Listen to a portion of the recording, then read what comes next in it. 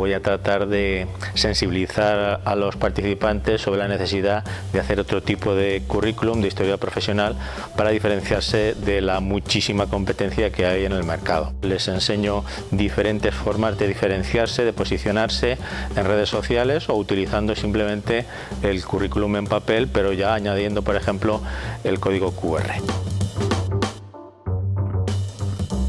En general, este tipo de currículum de historia profesional sirve para cualquier tipo de empresa, de cualquier sector, siempre y cuando sea innovadora, siempre y cuando valore la innovación en la presentación del historial profesional. Para cada puesto de trabajo debemos hacer un currículum.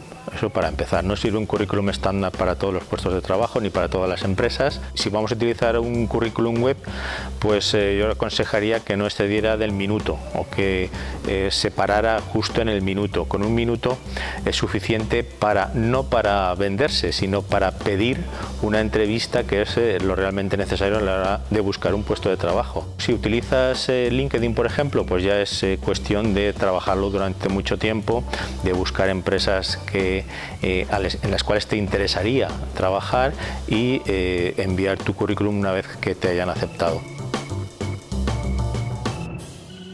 Durante 2014, aproximadamente el 75% de los empleadores han utilizado las redes sociales, sobre todo LinkedIn. Aproximadamente la mitad de ese 75 Facebook y aproximadamente la mitad de la mitad Twitter. Entonces, cada vez más los empleadores utilizan las redes sociales para atraer talento.